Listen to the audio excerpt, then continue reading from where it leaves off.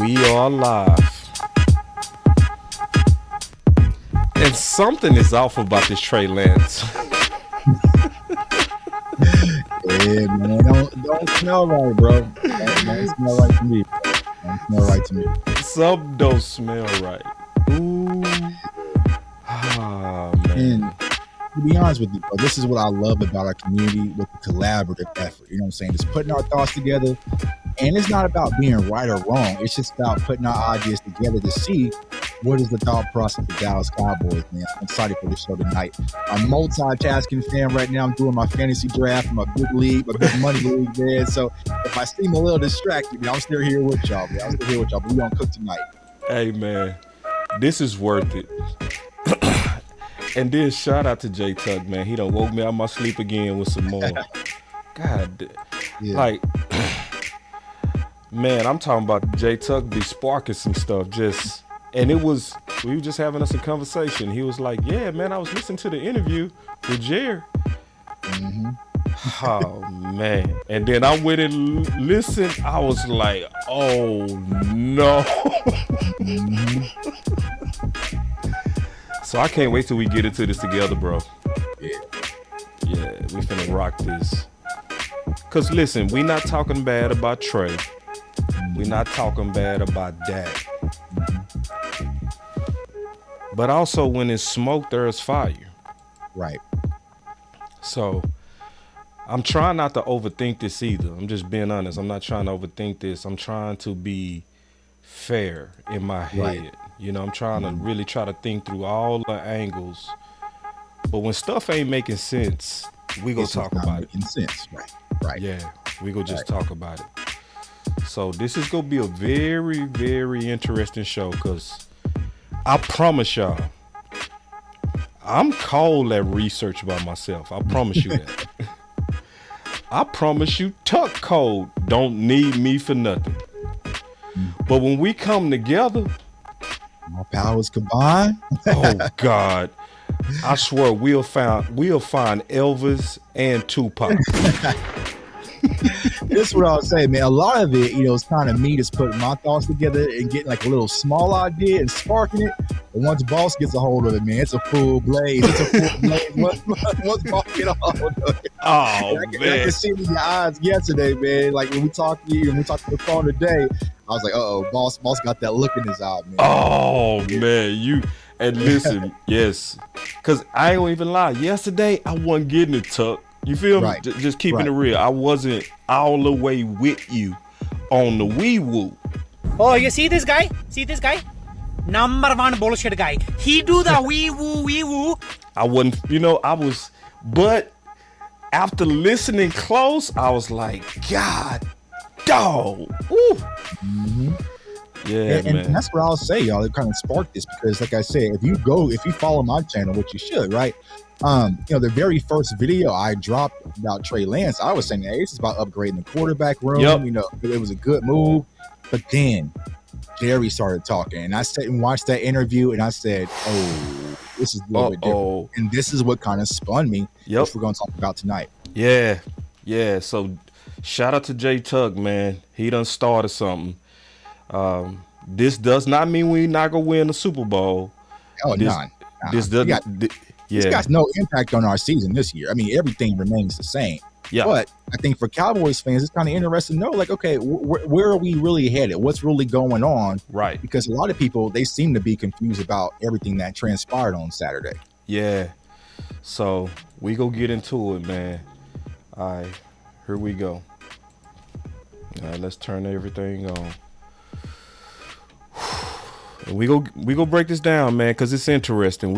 And Tuck is the right one. Trust me on that. All right. So we go get right into it. And then my boy Paul said, Tuck got something for us. Yes, he does. So we go start kind of breaking down this interview now. I also want to say this interview in its totality is in the description. So we make sure we follow the fair use principles. We stay compliant on all our channels. We make sure everybody get all their credit. I would also say never just take our word for it. Right. Go behind us. Listen to it to yourself. Listen to it in your full context. Maybe we missed something. That's possible. That can happen. We're not trying to act like we know it all. But some stuff didn't sound right. So we go just jump right into it. So here we go. Why was the timing now to do this trade? Why did you feel like this was the right moment to bring in Trey Lance at this point? Well, I didn't want another moment to go by because they said we want to trade him, and we said done. Just like that. That's like that, almost just like that. But it was might a little more than that. But we didn't. but my point is, He wasn't available. We didn't want him. We didn't want him to hang up. We wanted him.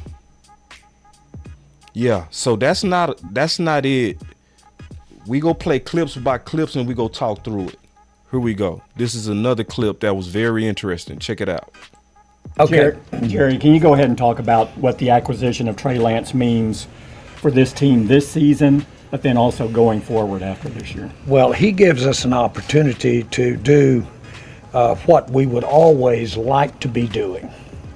It would be ideal with Dak to have a young, prospective, developing quarterback that could just be in the room, I'm going to use the term, but be on the team with him, because this gives him not only an opportunity to take, I'm talking Trace, not only Trey what he got in San Francisco, but he can take, in my mind, one of the finest quarterback rooms there is, because Dak Prescott's in it. Dak Prescott's finest quality for me is how he takes what he does in the classroom and takes it to the practice field. So this really was in our mind very much, that he was going to be coming into this situation with Dak. Again, we didn't waste any time. The minute that we knew that they were serious about trading him, then we didn't want the phone to hang up. And we did it the equivalent of yesterday. And so we felt good about him, about him in the evaluation that we had for him in the draft. We felt good about what we've seen on tape that he's done since he's been in the NFL. And it was one that we just made the decision almost the minute we heard the name. And let's get him. Go ahead, Tuck. Yeah, so the one thing, that really stood out when I first heard this interview was the sense of urgency, right? And it felt like Jerry didn't talk to anybody. He didn't talk to Mike McCarthy. We'll probably play a few more clips where he didn't talk to his scouts, because actually he said something that kind of stood out. You're like, well, what are some of the things that, you noticed in Trey Lance since he's been in San Francisco? And Jerry was like, doing the whole Jerry spiel. And it's like, well, I know that he played well with the wet ball in Chicago last year. And then we're like, okay. And he's like, but that's something my scouts told me after I made the trade. I'm just like, so you didn't even talk to your scouts about what was going on in San Francisco? They asked him, did he know, about the situation with Trey Lance? He's like, well, that's not for my scouts to know what's going on in San Francisco. So it really just felt like Jerry Jones, for some reason, right? And what was that reason? Just picked up the phone, called San Fran and said, whatever you take, I'll give it to you. I need this kid. And it was just like, that's what not football. That's not football, because if you are going to make a trade for a 4th round pick, and y'all, we know how protected the Cowboys are with their picks. They love their draft capital, right? For them to give a 4th round pick for a project, they didn't consult the coaching staff. They didn't consult the head coach who's going to have to develop the project. They didn't consult the scouts. They just pulled the trigger. That's where I was like, okay, what is really going on? Because originally, I think it was Clarence Hill or someone may have tweeted that, hey, Jerry didn't speak to anyone. He just pulled the trade. And me, I was like, no, that's cap. You know what I'm saying? That's cap. You know what I'm saying? Whatever. Sound like super cap. Yeah, because it don't make sense. It doesn't make sense. But when I saw the sincerity in Jerry's face and how serious he was with this, I was like, oh, okay. Okay, he meant business. So yeah, and let me play that clip too, bro. Let me play that clip to where what you reference, that he didn't talk to his scouts. Here we go. Talk to your front office, your other front office people, your scouts. What do they say about why it didn't work out for him in San Francisco? Well, they didn't know. You're talking our scouts Yeah. knew why it didn't work out for him? Yeah. They wouldn't know that. Were you Now, surprised that he was on? San Francisco might know that, and their scouts might know it, and to some degree, but ours wouldn't. I thought that John did a great job the other night on their game. I watched their preseason game, and I thought he did a good job talking about just the nature of why they made the decision they made. But this boils down to how we evaluate him in the draft. It boils 2 years ago. 2 years ago. Drafted had 2 years ago, right? 2 years. down to the fact that, frankly, apart from just assessing his physical condition relative to the injuries that he had, that was the first thing that I wanted to make sure we were clear on. But the idea of having what we had seen when he came through the draft and being able to work with it again with our quarterback room was just an opportunity that we have thought about many times, try to get to. See, and don't, you've been thinking about getting a quarterback many times, huh? Right, yeah. Yeah, go ahead, keep playing. Hear what he said. Watch what he says. If he had hung around long enough, we might have done this on the Philadelphia quarterback back 2 years ago. Oh, Talk to your front office, God. your other front office people. Damn. We're going to take a pause and talk about it, Tuck. Man. So did this feel like the Cowboys just got a third string quarterback? No. You know what I'm saying? This isn't that type of presser where it's like, we just got a guy like the kid we just traded for, right? What's his name? Noah? You're not gonna hear Jerry come out and speak about we had to go make this trade. Like, it was just, I think Mike McCarthy spoke on it. Jerry didn't even speak on it. So if you're just getting a third string kind of rotational development guy, why are you speaking so strongly about this situation, Jerry Jones? That's what I don't understand. You know what I'm saying? Mm-hmm. He's speaking real strong on Trey, He's bro. super strong about this. Mm-hmm. And then he moved, to your point, totally independent of everybody. All right? I'm going to share that and we going to keep talking because I'm going to play the clips and then me and you go. All right? Because I know me and you can go. Here we go. Jerry, what did you guys give Dak a heads up that this was coming? Did anybody in your organization give Dak a heads up that this was coming down? No. We didn't tell anybody until we did it. Well, let me wait. Jerry, what did you guys give Dak a heads up that this was coming? Did anybody in your organization give Dak a heads up that this was coming down? No. We didn't tell anybody until we did it. Period. There was nobody that knew it. We told Mike after we'd done it. But my point is, we just wanted to get it done. Woo! Told Mike after we done it, we just wanted to get it done. And so for the people watching, I see people in my chat, like, just ask yourself, do we think that replacing Will Grier was that much of a necessity? You know what I'm saying? Will Grier, who we saw play on Saturday, salute to Will Grier. He is now playing for the Cincinnati Bengals. Do y'all think that replacing Will Grier and getting a QB3 was that important where you had to go do it now? Disregard your whole staff, coaches, everybody? How do you, because I was hearing it, but to hear it out of his mouth, you basically skipped Mike McCarthy and your scouts. Right. He basically said the moment we knew he was available, we was like, we have to have him. Right. With no due diligence except, is he healthy? Right.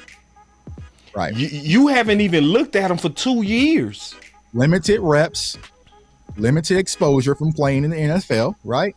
So what was what was the sense of urgency? Why did you have to just go get him right now? And then that's what I don't understand from the Cowboys standpoint. It's like I need someone to kind of answer that for me. You know, what was the why? Why did you have to go get him? Yeah, especially the weight. Because you know what? The best way to say this, bro, this is almost moving around sneaky. Mm-hmm. You know what I mean? This is moving right. Like, if your lady come in at 4 a.m, the first thing she do is jump in the shower. Right. Right. You might be concerned. Right. She don't say hi, baby. She don't kiss you. She just right. Well, you know, not that same scenario, man. You know, y'all know I love my wife, but I'll put myself out there, right? So one day my wife was like, yeah, I'm going out shopping. I was like, okay, you know, I'm sitting and chilling, you know, go have fun. She went out shopping, right? She comes back, brand new car, brand new, off the lot. Didn't take me to test drive it. She's like, well, I saw it, I wanted it, I bought it. And it was just like, well, damn, like, you know, and I was like, I guess, but you know, that's what it felt like, is that Jerry said, you know what, I saw something I like, I just went out and bought it and got it. Yeah. And I guarantee you, it's not gonna sit in the garage. That's what I'm trying. It's not just gonna sit up in the garage like that. It don't sound like it's gonna sit in the garage, man. It ain't gonna sit in the garage. Yeah, my wife, I drive it everywhere. You know what I'm saying? But yeah, you know.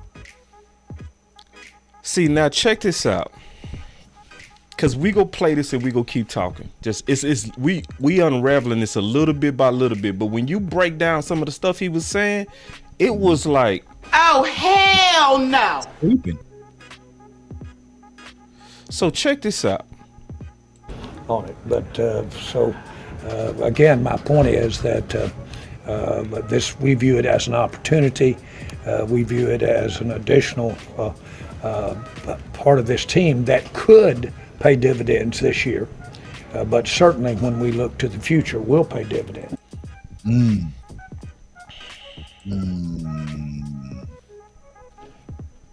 Do I need to play that again? Yeah, run that back. Run that back. My point is that, again, my point is that this, we view it as an opportunity. We view it as an additional part of this team that could pay dividends this year, but certainly when we look to the future, will pay dividends in my mind. Certainly. That's a whole lot of trust for somebody you ain't scouted in 2 years. Right. Mm-hmm. Certainly? What's up with this talk? Yeah. It sounds like, here's what I'm trying to explain to people. This wasn't just no QB3 upgrade acquisition. No. They are plotting.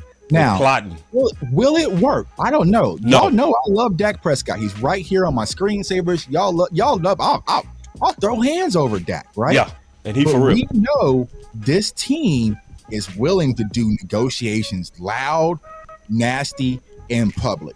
And I feel like what this is Jerry Jones is trying to get Dak Prescott's attention, right? So he walked in the club with a new girl on his arm, hoping to make this one jealous, hoping to make it cave, right? So it's like, I hope Dak is.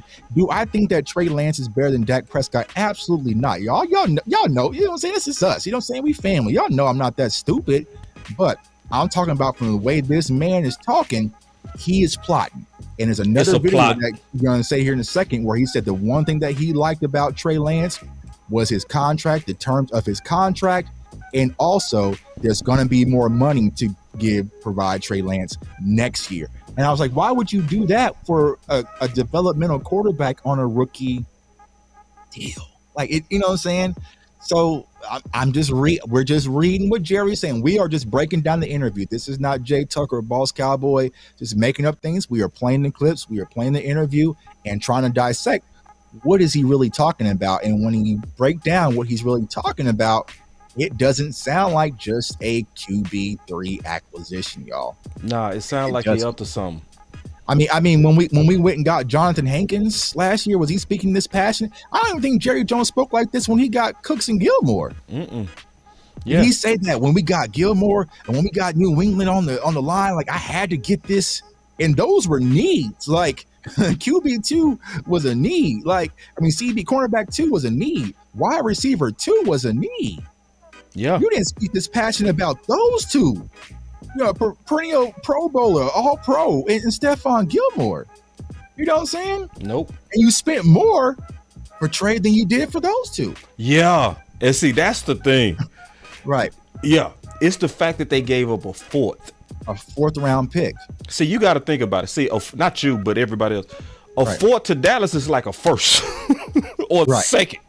Right. We don't give up assets. Right. Like, you know, at all. And then he said, I hate to say it, but something like this could possibly be such a distraction, throw off the team off his championship. Yeah. Like, for real. And then my boy JR said, he said, hey, boss, remember JR told you in law they're grooming Trey. Y'all said I was crazy. No, I said it was crazy for him to do it this year. Right. That's what I said. Like, that's why I was like, nah, they ain't crazy. You know, but we both agreed on that part. You know what I'm saying? And I want to go back to the comment, right? Because, you know, a lot of people are saying, like, what does this have to do with this year? It's going to throw us off. Me personally, and this is what I was trying to say last night, Law, I don't think my quarterback, Dak Prescott, is soft at all. So if you put pressure on him, he is going to rise to the occasion. And I feel like Dak Prescott, y'all, and I know we got some Dak haters in the channel. I mean, everybody's kind of welcome. I feel like Dak is going to rise to the occasion, y'all. No doubt. And give a middle finger to the Joneses, right? Yep. He's going to ball out and put them in a sticky situation, right?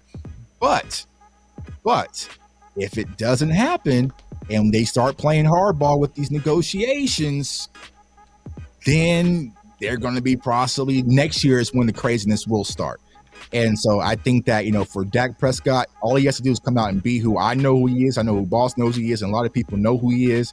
Go out there, play his game, put on. He's going to do it, and everything will take care of itself. But if negotiations get to a standstill, if there's, you know, then I think this is going to be an uglier situation than we really want. Again. So, see, it's a couple of things, man. You know, so first of all, like, who does this for a person you haven't researched? Right. Who guarantees? Now, somebody said, which makes sense, this is Jerry being Jerry, right? The old man. That's the problem. Right. Because that's what I think it's about. When Jerry is doing this, I want y'all to know it's about that money. And see, I think that's what happened with this, man. I'm going to go ahead and spill the beans of what I think going on, Tuck.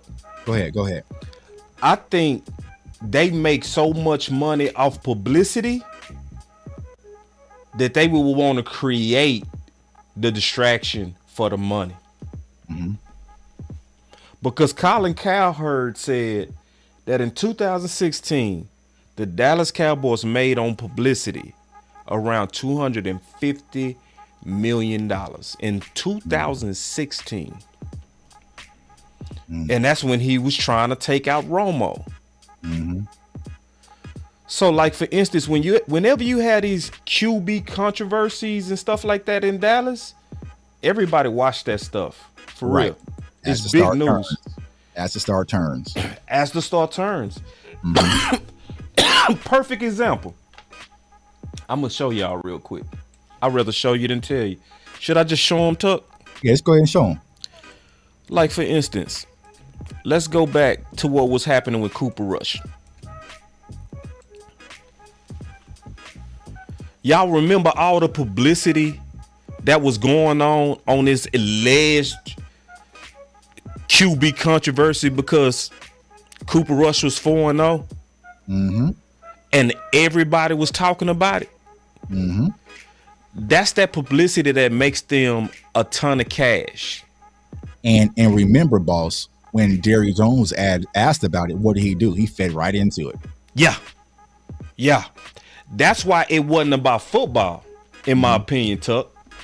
Right. That's why he didn't care. Like, Oh, have you looked at some film? Have you talked to your scouts? No. Right. We not letting them off the phone. Mm-hmm. Because I'm getting ready to run it up. Let me see if I ain't got my run it up button. But yeah, we getting ready to run it up on Publicity. Right. And we go use Trey for it. Mm-hmm. And they go stoke it. Right. Yeah.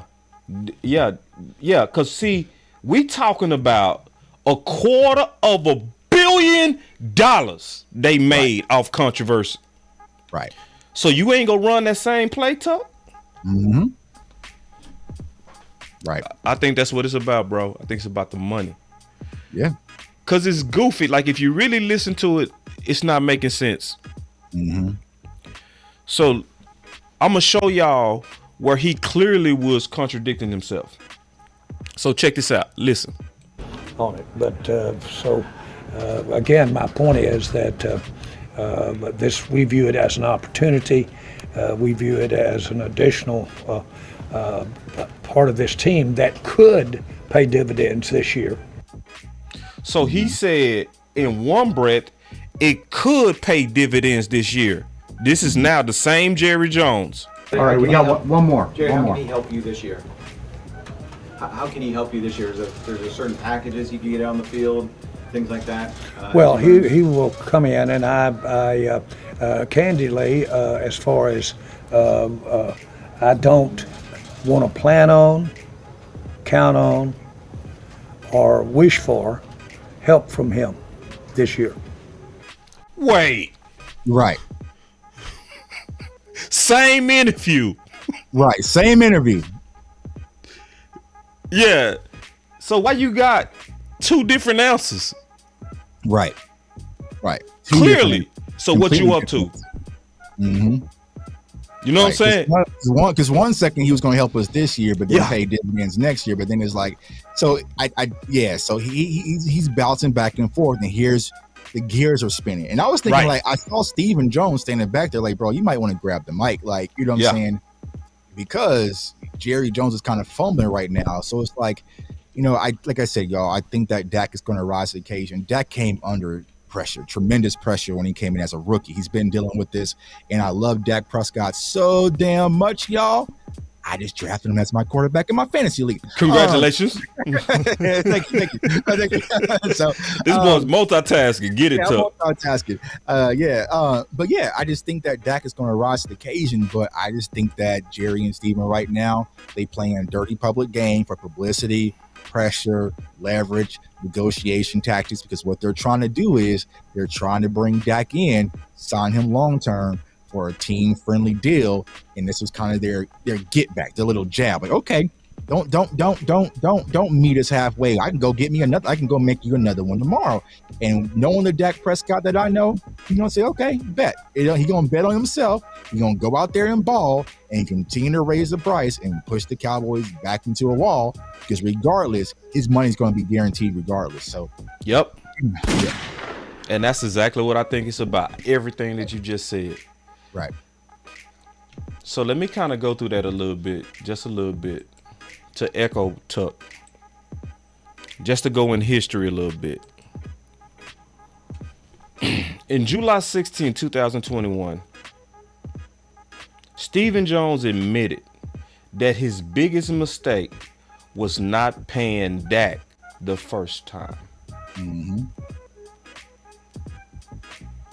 So my question is, if that was your biggest mistake, why are you making the same mistake twice? Mm-hmm. Because I got some theories that's going on too with that, Tuck. Right. And here's what I'll ask. You know, Boss, I'll ask you this, and I'll ask everybody in the chat on both channels, right? If we had signed Dak Prescott to a 5-year deal 2 weeks ago, is this happening? Are we here? No. No, not for a fourth round pick. No, we ain't doing this. Yeah. If we just signed Dak, let's just say for a 50-year, $50 million a year, 5-year deal, do y'all think that we're gonna go out and spend a 4th round pick on Trey Lance? No. Especially how he's selling it, bro. Right. Like, where you had to, regardless of whatever, by any means necessary. I don't think that's the case. Not at all. Right. And see, now I'm gonna play the part that bothered you. But before I do, first let me do this. This is what I think going on, Tuck. Just keeping it real. Dak was the first one out of everybody that short deal to get that 4-year contract. Mm-hmm. Which they didn't want. They didn't want to do it. Nope. Mm-hmm. And let's talk about it. Because guess what? He always had the numbers to get it. We go because remember the year he hurt his ankle, he was first completions, first in attempts, first in passing yards, first in yards per game, first in completions per game. Even after he got injured. Right. Even after 8 games, other quarterbacks still didn't catch him in what he was doing in terms of his production. Right. None of that got Dak paid, though. Right. What really got Dak paid was this. It's empty without him. Yep. They saw Andy Dalton and Ben DiNucci and Garrett Gilbert, and they said, nah, we can't. We can't. Yep. Because here's where I'll pose the question, right? Because I was talking about this last night when it comes to Trey Lance. If Andy Dalton, that 2020, Dak goes out with the ankle injury, and Andy Dalton gets us to an NFC championship game where we felt like, man, we could have won and went to the Super Bowl if Andy Dalton didn't get hurt. We ain't paying him. Y'all think we pay Dak? No. Nope. Right. Nope. Right. So for the people who are like, well, why didn't Trey Lance, he could have beat out Brock Purdy, Brock Purdy just went to an NFC championship game. And if Brock Purdy doesn't get hurt, more than likely they beat Philadelphia that game. You know what I'm saying? So the same thing so it's like, it just, Well, and like my guy Landlord from Wakanda just said, right? Both quarterbacks are injury prone, maybe Jerry being smart. So here's another thing. If you want to protect, thanks for the super chat, by the way. If you want to protect Dak Prescott in case of an emergency, you're getting a quarterback who's coming off at the same ankle injury that Dak happened. You know what I'm saying? Like, so what, you want to get a healthier insurance policy of a guy who's had a cleaner bill of health? Trey Lance has been hurt. So, I know. And I ain't buying Jerry. I see y'all super chats. I'm stacking them up. I'm going to come back to all your super chats. I see every one of them. I'm putting them up. But okay. I can't go with the Jerry being smart theory. I can't. Because, let me ask y'all, is it smart to pick up a quarterback that you evaluated 2 years ago? Mm-hmm. And they asked him, okay, what have you saw from the Trey? Right. The Chicago game. Where he threw with a wet ball. Right. And they told me after we signed him. Right. Yeah. It's nothing. That's not. And my guy Robert just commented, right?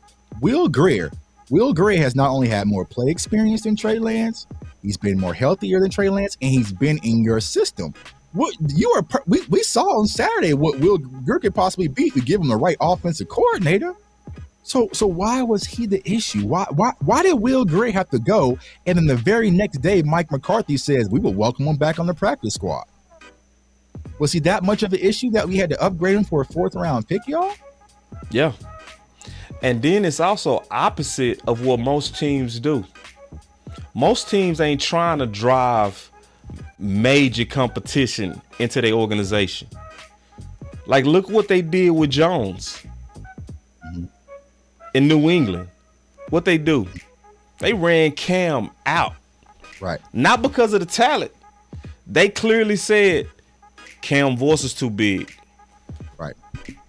And you know what? It also happened in our history. I got all y'all super chats. I see them. It also happened. See, Aikman, it was a time Aikman was not playing good. And what was happening, they had Berline here. No, it was Steve. No, hold on. It wasn't Berline. He came from Miami. I can't remember the quarterback name, but it was a quarterback controversy. It sure was. And what they do, they ran him out. I see all y'all super chats. I promise I'm gonna get to him. You know, ran him out. So I ain't buying this, man. Something is up, especially when you telling two stories. When you saying he could play this year, then they ask you and you forget what you said 4 minutes early. Right, because you dancing. You dancing. Yeah, Walsh. It was Steve Walsh. Thank you. Yeah, y'all remember they ran off Steve Walsh to protect Aikman. Y'all remember that? Yeah, but now y'all throwing Trey Lance. Now this is the worst part. This is the one part that bothered you, and I really want to talk about this. Hold on real quick.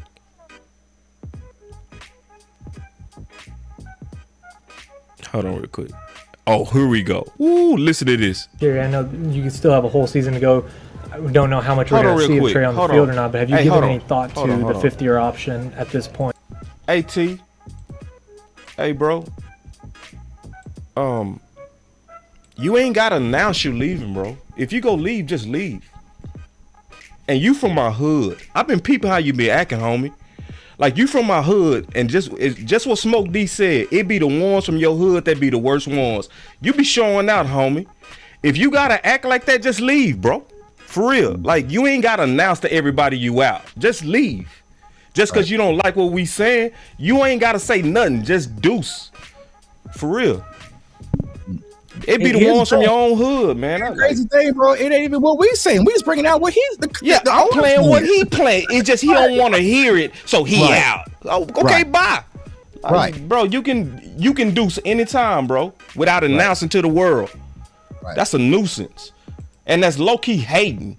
And that dude from my own hood doing that BS. It be the ones from your own hood, man. I swear to God, I've been peeping that. It be the ones from your own neighborhood.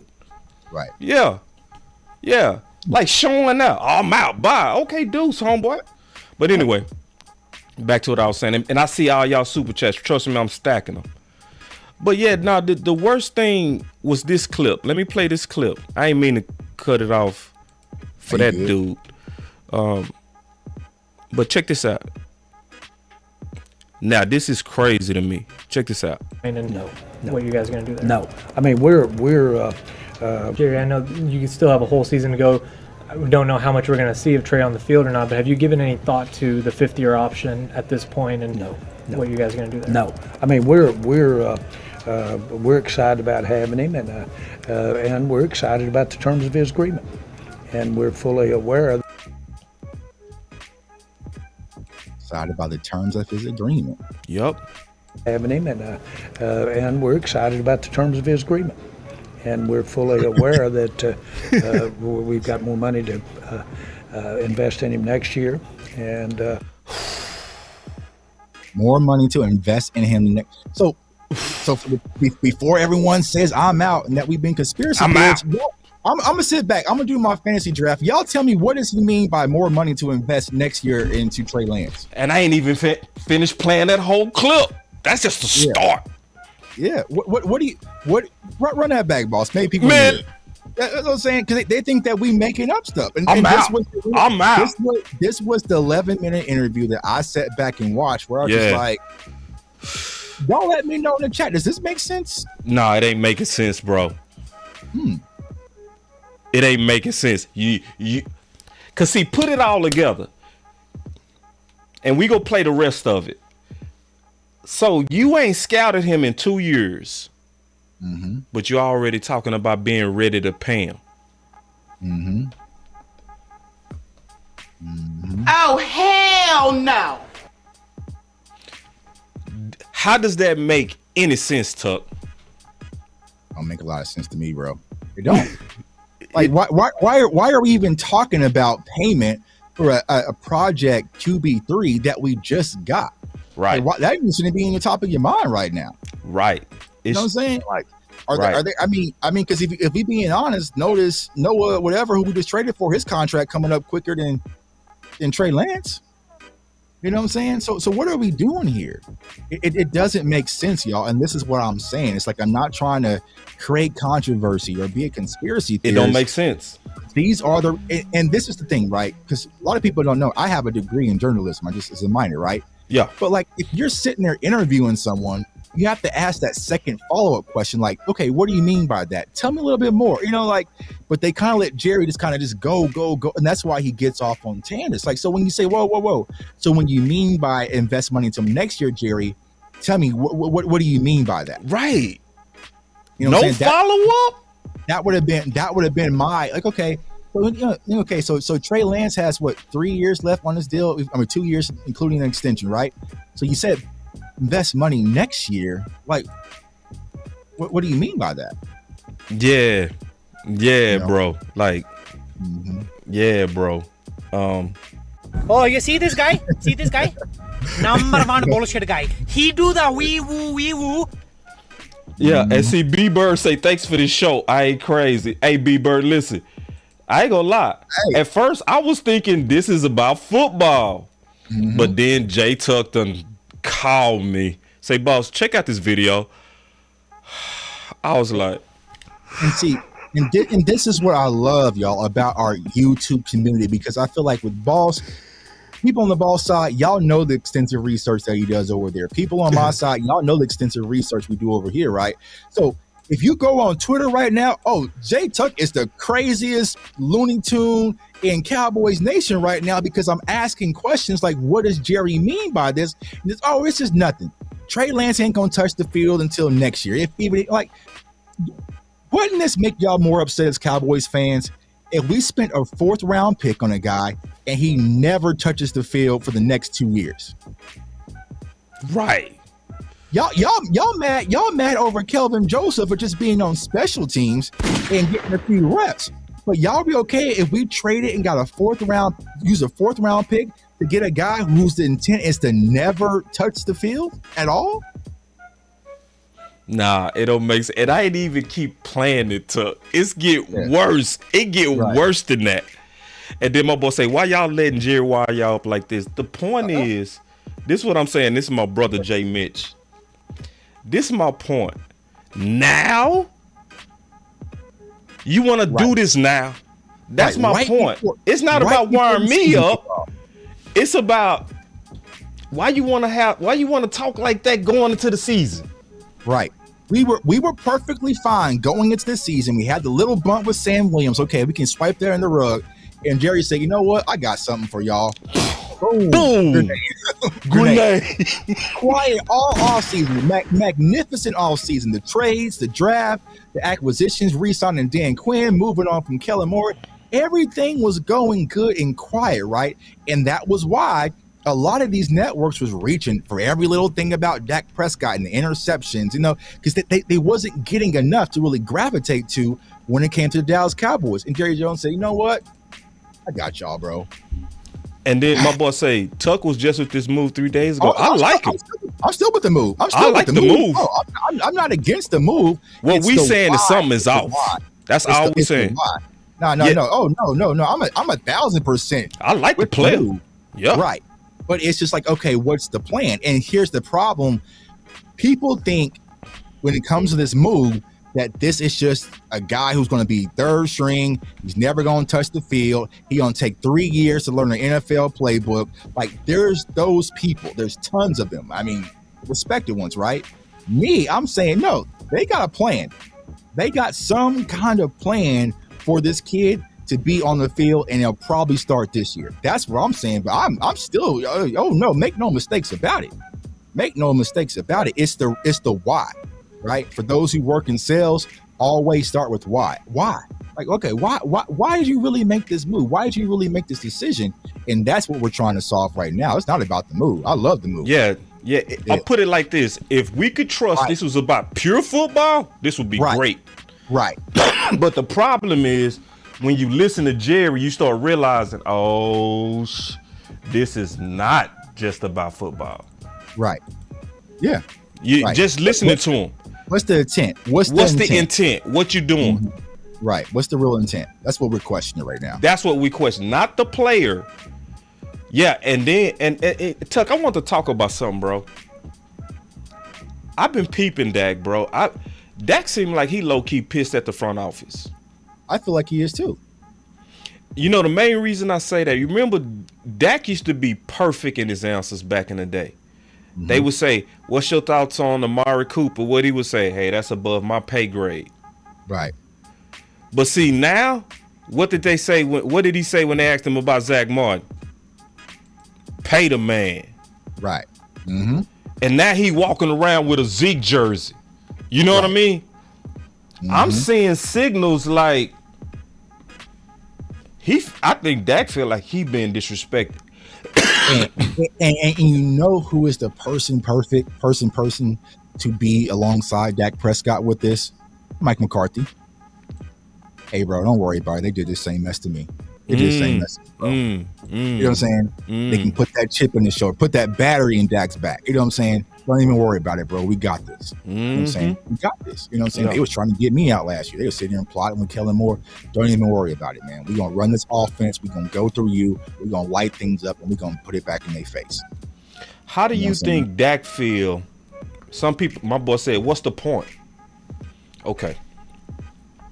How do you think Dak feel about Jerry talking about being excited to pay Trey without even seeing Trey play? Mm-hmm. Right. Just think about that from common sense. Just put your common sense lab hat on. Right. You know what I'm saying? Like, put your comments and just think about it. He over here glowing about paying Trey Lance, and Dak been leading your team for the last 7 years. Right. Mm-hmm. You don't see a problem with that? Starting the season. Right. You want to put that on Dak's head starting the season? We are days away. Now, you could have went and got someone to draft. You could have went and got someone as an undrafted free agent. Hey, the Cowboys loved Max Duggan out of TCU. He was on waivers yesterday.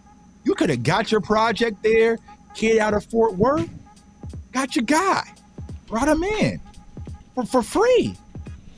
And then, so why was the urgency there? You know and then Taft said, Jerry, pastor, this is a pastor. I didn't mean to call you by your first name. Pastor Taft said, Jerry, you notice how much he was saying we? Mm-hmm. You notice who was behind him co-signing everything he was saying? Right. That we is Jerry and Steven. That wasn't Jerry up there by himself. Yeah, no. He didn't just pick up the phone and call. Now, Steven's in the video, you'll see Steven back there. You know what I'm saying? He's overseeing it. You know what I'm saying? He overseeing it. We. So hold on. Let's break down who the we is, because he said his coaches wasn't involved, his scouts wasn't involved. Right. So who else? It had to be only two people, Jerry and Steven. He ain't mentioned Will McClay. Nope. He said nobody knew. He said the whole goal was to just keep them on the phone. Right. He said the moment we knew that he was available, we wasn't going to let them off the phone. Right. Mm-hmm. Mm-hmm. Yeah, it's that money, man. Right.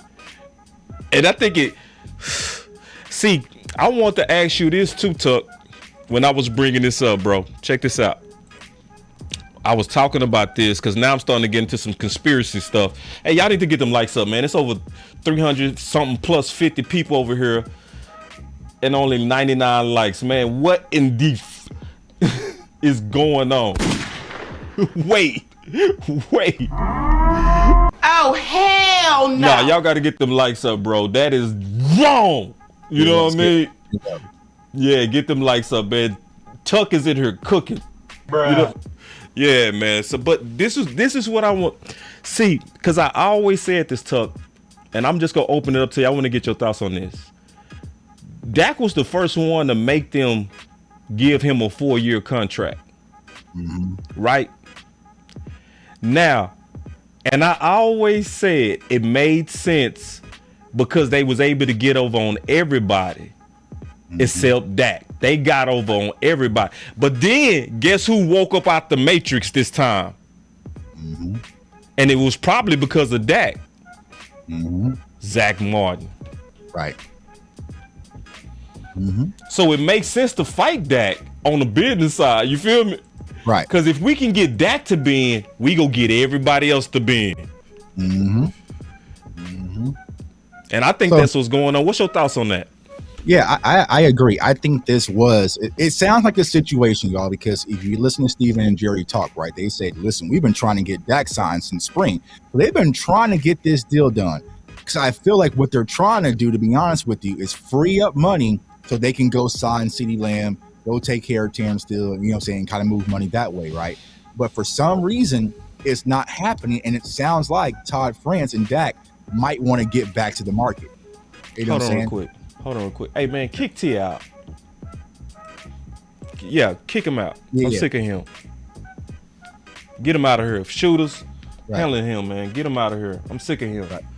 I thought you was gone, bro. Yeah, how you come back and go out again? You know, Yeah. I'm y'all tripping. I'm out. Kick him out. No, we go kick you out this time. For real. Sick of you, bro. For real. Real talk. Shoot him. Yeah, we out of Bang. Bang. Yeah. I'm sick of him, bro. Yeah. See, I tried to be patient with him, but he coming. I'm out. Now you really out. Right. Yeah, I got sick of him anyway. Don't come over here with that. Don't come over here with that, bro. Yeah. My shooters don't miss over here. So. Oh, my shooter's ready. My shooters stay ready. Yeah. But what I think, you know, what I'm saying is, like, I feel like they want Dak. So Dak is the quarterback the Cowboys want. He's the one they really want, right? But they want him at their price this time. And I felt like, you know, they made a mistake, as Boss said, with the first contract. And I just don't see them paying Dak top dollar. Now, if he comes to the table and he wants to work and maybe be, you know, within the top 10, maybe the bottom 8, you know, depending on how things work out, I think they'll make that deal, because I think overall they want Dak Prescott, right? But if he's really trying to reset the market again, I just don't see the Joneses this time folding. And what it was, it sounded like they were having contract negotiation. They're going back and forth with Todd France, and hung up the phone and said, you know what, get me San Fran. Okay, what do y'all need for him? Okay, okay, whatever. A fourth, whatever. Take it. Get it done. Don't get off the phone. Whatever. Get it to me, and I'll just deal with it later. Because I'm tired of dealing with this. And here we are. That's what it seemed like to me too, bro. Right. This is about, and see, this is the other side. Likely, Dak just wanted to be treated fair. Right. Because, see, it's a lot of people that believe Todd France is asking for too much. I don't believe that's the case at all. At all. What I believe, they're trying to do what they did last time. Because remember, I want to just recall people to history real quick. Hold on real quick. I just want to recall people to history. And remember, Steven said it was his mistake. Mm-hmm. Not Todd Francis the first time. Mm-hmm. It was his mistake for running up his own price. Right. But they trying to have that same battle again. Because then just think about it. Let's just go to this. Tuck, you already know I got it, bro. Yeah, there you go. Hey, I want y'all to know that Dak could have easily signed this year and got ahead of Jalen Hurts. Right. I want y'all to know that Dak could have signed this year and got ahead of Lamar. I'm just going to let y'all know Dak could have got ahead of but see, Steven let all of them dudes jump Dak again. Right. Dak is not going to come under them.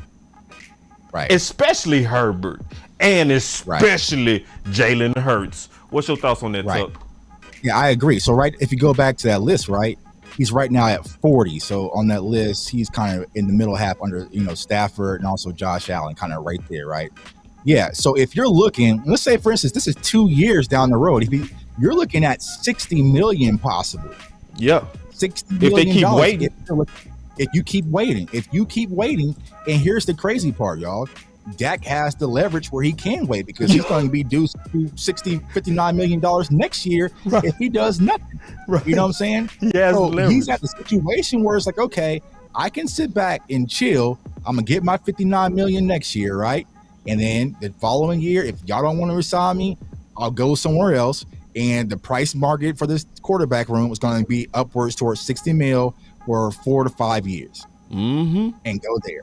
So this is the leverage game that we're playing. And I think that where the Cowboys probably want them, they would probably do it at 45. Like 45, 46. I think they'll probably do it. Probably you can get it 50. I think they got to go 53, Tuck. I mean, for the Cowboys to be like, okay, that's fair. You know what I'm saying? Yeah. But do you think that they're gonna go 53? I mean, they got to. Right. This is why I say they have to.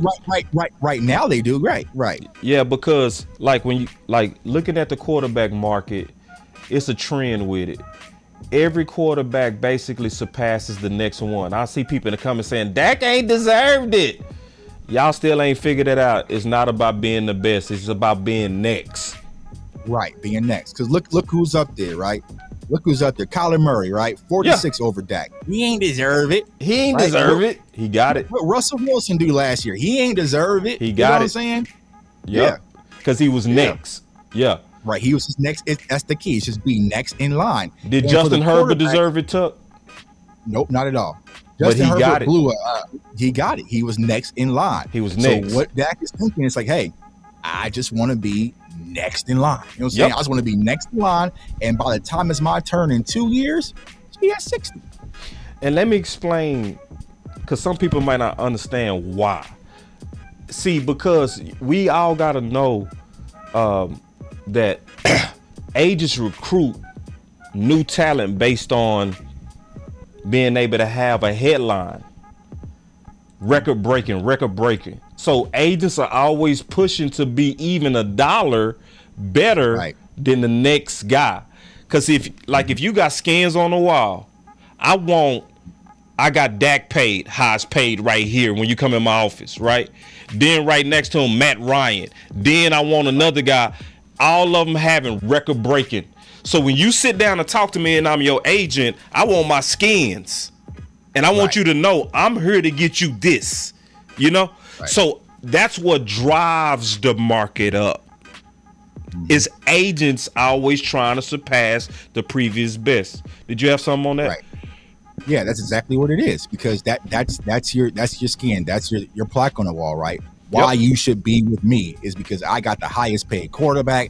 I got the highest paid, like Micah Parsons' agent, right? Dave Mujeda, like he focuses on the defensive side of the ball. Highest paid linebackers, highest paid. That's why you should work with me. So, you know, I don't know, y'all. I really don't know. They driving up their own price. And then the crazy thing about it is they spend more to get you to be cheaper. Right. It's because they're more about winning the deal. Yeah, that's their game, is winning the deal. They feel like I won. Trayvon Diggs, they walked out. Yeah, you got it. Good job. Good job. Ooh, they probably went and got the best bottles and champagne, and good job. Zach Martin, he held out a little bit, but he wasn't the highest paid guard. Yeah, good job on that one. Good holdout. You know, you had me scared, but you did a great job there. That's how they win. That's the game. That's the negotiations. We're dealing with billionaires, right? But you know, we'll see. Like I said, I really hope this all could have just been resolved. You know what I'm saying? It all could have been resolved. They should have paid him this year. Should have paid that before Hurts. Because that's what I was saying. I was like, bro, we could. Here's what people don't understand. Y'all think we got nasty in all season like we did this year? We could have got really nasty if they would have just extended Dak Prescott this year. Ooh. And that's what I was saying. You could have went and got CD. What you mean by nasty? You got to explain nasty. I mean, you could have signed CD. You could have got CD taken care of. You could have got Terrence Steele taken care of. You could have used that 4th round pick and maybe packaged that and got you another defensive weapon. Like, you could have really got nasty if you were to spread that money out and sign Dak Prescott to his extension this year. But the longer you wait, the uglier the game gets. So we'll see. Yep. Real quick, man, I got a mountain of super chats. I got to catch these things up, bro. You got something too? Yeah, I'll let you go first, bro. All right, here we go. Let me catch up these super chats, man. There's a lot of them in here. If you don't mind, Tuck, you good on time? Yeah, we good. I'm still drafting, man. Okay, all right. We chilling. All right, B-Bird, he said, I predict that if we don't go to the Super Bowl, they will hardball him during negotiations. Yup. And Dak will ask for a trade. Then they will go with Trey. I can see that. The only way Dak is getting out of here, they got to piss him off, bro. They got to piss him all the way off. And they working on it. They are working on it. They working on it. I mean, they would have to. That's the only way, because he got the leverage. Right. No trade clause. You know what I mean? You know? All right, they say, ask Jerry tough questions. Get your damn act together. I ain't got the patience to jack with you. Facts. Jerry I'm stuck. Yeah. And then Dallas man said, I think the Jones want Dak to act the way he's been acting this offseason. No, I don't think they want him to act like that. Dak been pushing back this offseason, in my opinion. You know what I mean? And you remember, right? Dak is normally chill, very corporate until he gets negotiation times. And that's because I remember that's the one time Dak Prescott sent a tweet that was off script. And I forgot Stephen Jones was saying something about him, right? Saying something about it. He went on Twitter, and I said, "Oh, okay, it's for real." Because Dak, saying Dak don't go off script on Twitter. Oh shit! No. Oh, damn. Okay. I almost missed my pick. You know what I'm saying? Yeah, you can stay focused, bro. Don't miss your pick, bro. I can carry it. While you handling that. Yeah. But yeah, he said, I think the Jones want Dak to. No, I don't think so. I think Dak been pushing back. And I think it's good that he doing. He said he acquired Trey like he did T.O. No head coach involved.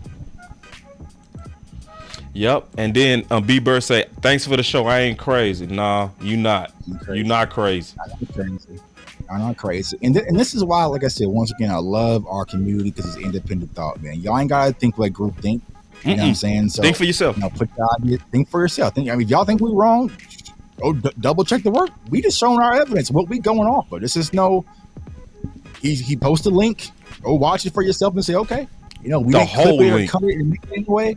You know what I'm saying? So, and we ain't even finished. We got a little bit more. Right. That's worse. It get worse.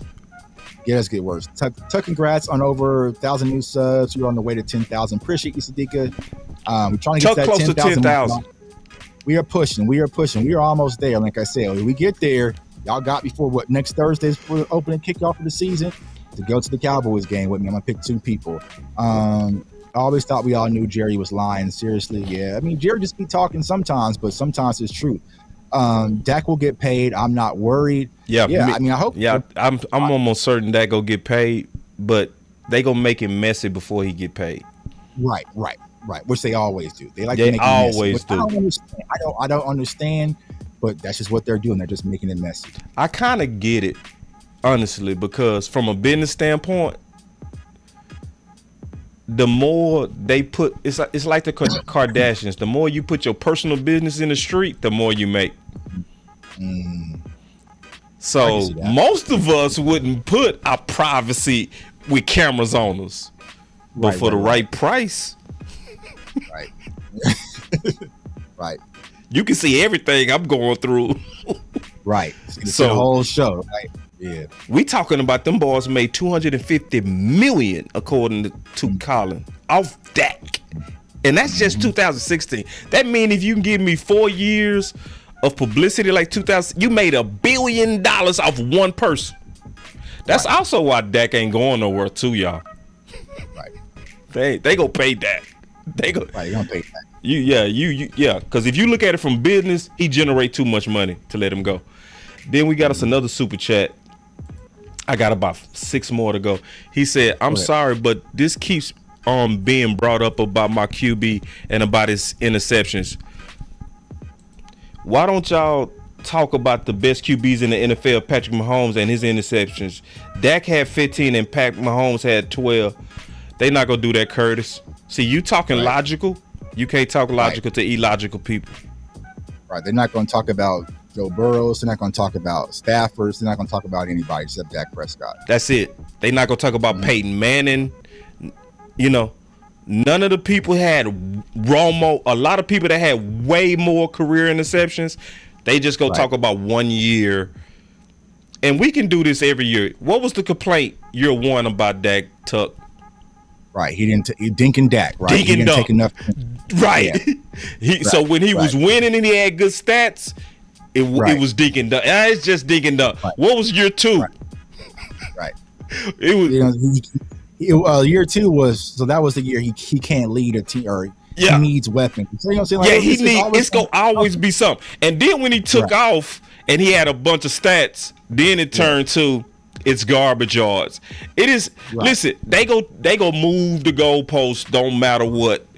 This is the only thing that's gonna shut people up. That gotta be number one in yards, number one in touchdowns, MVP, win a Super Bowl. Right.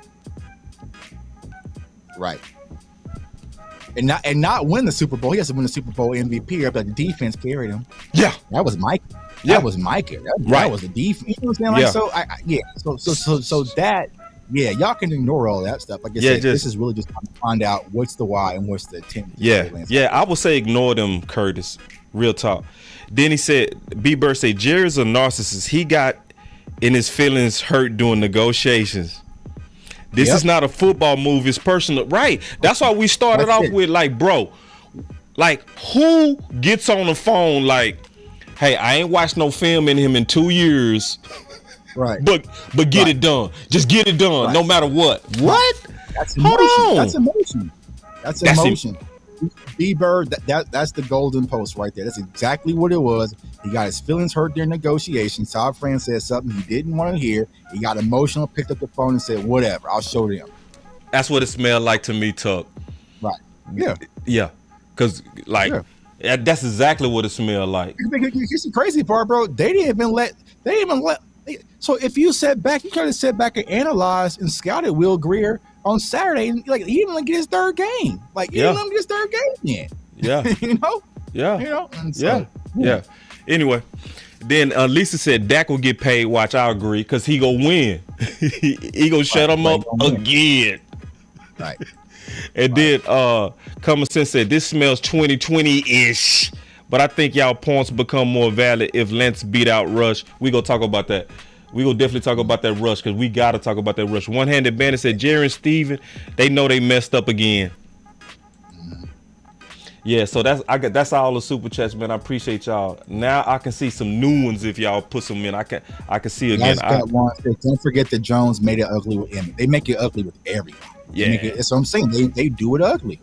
Yeah. And make sure y'all get them likes up, man, because this is the thing. I wasn't looking to talk about this. Tuck and I know what y'all want to hear. You know what y'all want to hear right now? We them boys. They want to hear. We them boys. That's what they want to hear right now. They want to hear 17-0 on the way to Super Bowl. We can't be beat. We smoking on Giants packs. Like, that's what they want to hear. You know what I'm saying? One more time, bro. That button one more time, bro. We them boys. That's what they want to hear, bro. That is what they want. I mean, people on Twitter, why are you still talking about Trey Lance? Move on to something now. I'm like, we just got him. Like, today's his first day of practice. Okay, man, just talk about something. I get it. Right? I get it. I get it. But I did not do this. Yeah. Boss Cowboy did not do this. We picked up the phone and said, let me get the deal done. It don't matter what. I didn't do this. No, we didn't. We cover the Dallas Cowboys. And Jerry Jones, he threw a media grenade right before the season start, and here we go. And here we go. And we just being loyal to tell you. That's all we doing. We been, cause see, like, never forget. Tuck, we need to play that video, bro, when we was warning about Kellen Moore before game one. See, y'all gotta remember this. It's something about before game one, me and Tuck always almost come together like prophets every year. Right. Every year Tuck will be like, boss. And I'd be like, hold on, what's going on, bro? Yep. One more time. There That you go. button one more time, bro. Hold on. We them boys. They don't want to hear anything else put out. You know what I'm saying? Like, Yeah. hey, over here. 17-0, can't be beat. 8,000 yards. You know what I'm saying? I'm saying all of y'all. You know, some of y'all come to us for the real because y'all know. But it's just like, bro, on Twitter, talk about something else. I'm so tired of hearing about Trey. They act like I'm talking about Trey Lance like he played for the 49ers. Like he's on our team. You know what I'm saying? Like, and then I started talking about Isaiah Lamb. They're like, well, get over that too. I'm like, okay. God, dog. Okay. He's gone. Just Get got over cut. it. We got to get over gone. it now?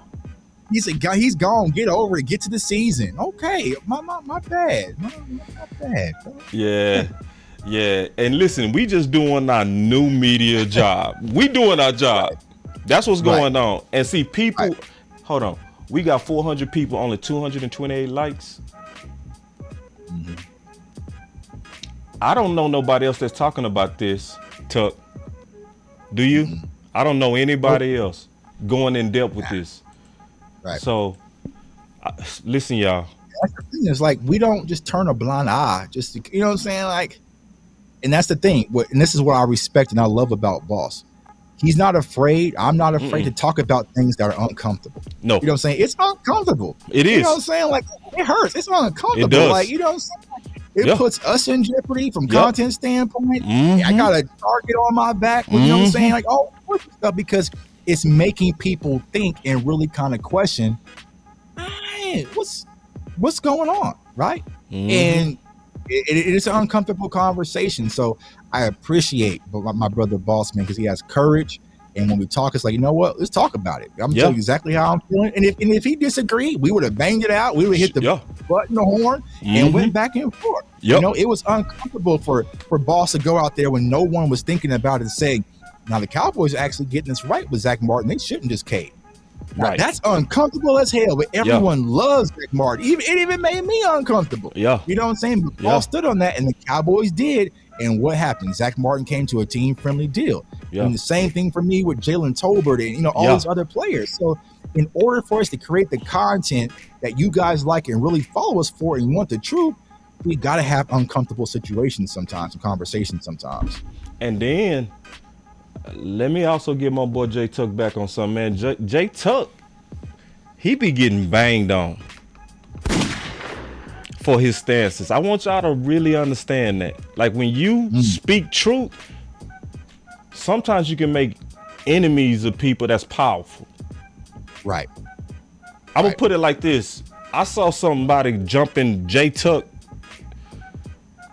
on tweet today that all of you know. You all know him. You done all heard him. And what he said about Jay Tuck was just wrong. Shots. For no reason. Shots. Yeah. Right. But see, when you speak like Tuck and myself, and when you just say, hey, listen, man, I listened to that interview, and that interview, again, should be the talk of the nation. But it's not. Right. Right. See, they want to talk about the popcorn stuff. See, the thing about Tuck and myself, we digging out the real. See, you ain't gotta make controversy, media. Right. You ain't gotta make it. We got 2 super chats. He said, boss, I want to hear about Trey and how he fits in. We'll talk about it. Yeah, we'll talk about that.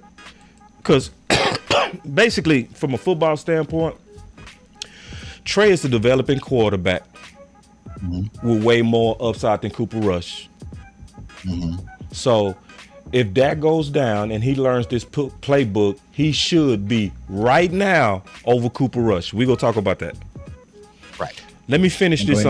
Go ahead, Tuck. Okay, go ahead. Go ahead. Do your thing. I was just saying you want to get to it now, but we'll wait. Go ahead. No, yeah. Here we go. Because I want to finish what he was saying about the contract. Here we go. We'll look and see what happens there in the future as far as the 5th year is concerned, or an extension of a contract.